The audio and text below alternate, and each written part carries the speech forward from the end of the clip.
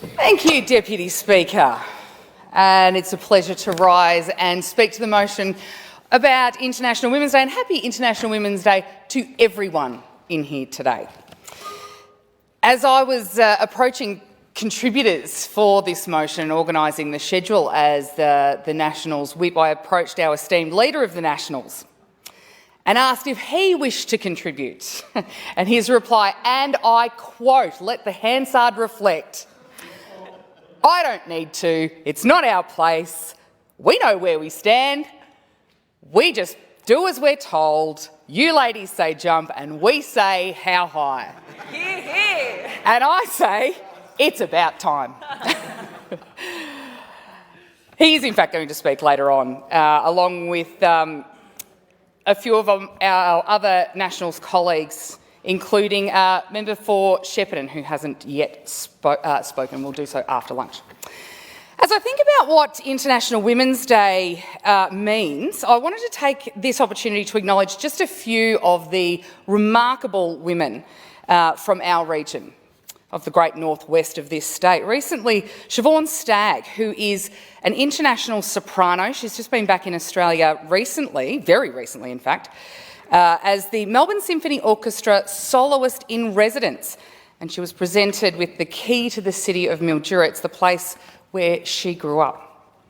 An internationally acclaimed soprano, educated in Mildura, grew up there, now lives in Berlin and travels the world, born and raised in Mildura. Kim O'Reilly, who I've had the pleasure of podcasting with. She is a domestic violence survivor and fierce advocate through her work with It's Never Okay. And she advocates for tougher laws for perpetrators. She is a warrior, and when we talk about strength, particularly in women, there are few stronger than Kim. She's a warrior. Speaking of women warriors, Katrina Umbach, after losing her husband far too young to a heart condition, she is now also a fierce advocate for the Heart Foundation and making sure that, or working toward, making sure that your postcode doesn't dictate whether you can get treatment for what kills more people in regional Victoria than anything else, and that is heart disease. She's also a passionate product of the Northern Mallee Leaders Program. And I did also want to acknowledge Dr. Anne Webster. Now, not only is she our federal representative, she's also the founder of Zoe Support Australia, which, he's not in here at the moment, but member for Mornington was on the board of Zoe Support. It's a not-for-profit community-based organisation for young mums aged 13 to 25, because often it's looked at, teenage pregnancy and motherhood can be looked upon as a deficit. Zoe Support is there to offer pre-birth support for young pregnant women and opportunities for parenting mothers to learn new skills and re-engage in education. It's an amazing organisation, and Dr. Anne Webster is a remarkable woman. She is in Canberra right now as our federal representative.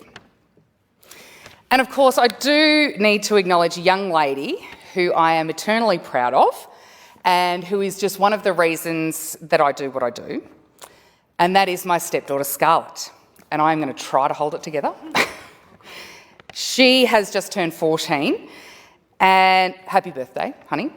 She is navigating the start of her adolescence with a lot of sass, but equal amount of grace, and I just can't wait to see where life takes her. She certainly puts her father back in his place from time to time, and certainly helps me do the same, which is terrific.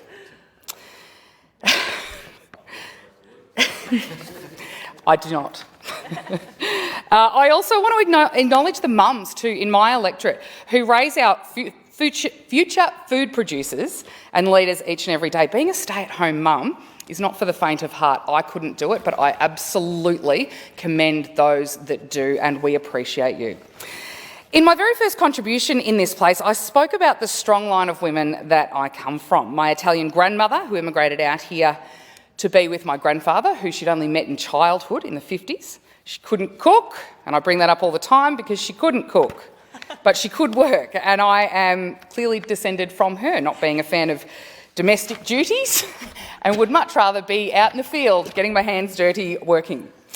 My maternal grandmother, daughter of a World War I hero, she grew up on harsh Mallee land in the 20s. She could cook. She was excellent at CWA sponges and scones. She didn't pass that on to me, unfortunately. And she went on to become the first A-grade netball umpire in Northern Victoria in the 70s. Now, that is a feat in and of itself, to put in the work and to have to travel around in her orange Toyota Crown, which I'm sure today would be a classic, but I think it's long gone at this stage. And of course, my own mother, who at just 26 years old was raising a baby alone, me, running a grape block whilst Dad was off on a little holiday, courtesy of Her Majesty.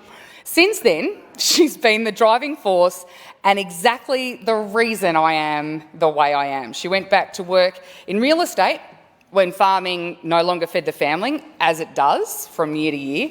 Then after working hard, she bought her own small jewellery business, Kennedy Showcase Jewellers in Swan Hill, which she still runs with passion and love each and every day.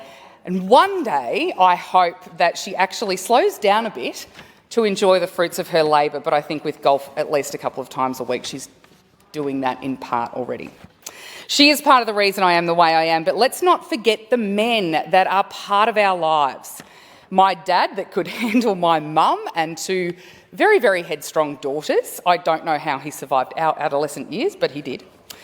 My husband, that is the one that could not only handle me, but who actually creates a safe space for me away from the world, and I appreciate him every day. Our Leader of the Nationals and our colleagues on this side of the chamber who probably don't even consciously do it, but have created a safe space for us women, and it empowers us every day to contribute in this place in an equal and positive way without even having to think about it. It is just the default, and I appreciate you gentlemen every day, so thank you. May we raise more strong women into the future and men who have respect for us so that it's not even a conversation about culture, about equality, about gender into the future. It's simply the default of a functional and equal society. That is all from me today. Happy International Women's Day.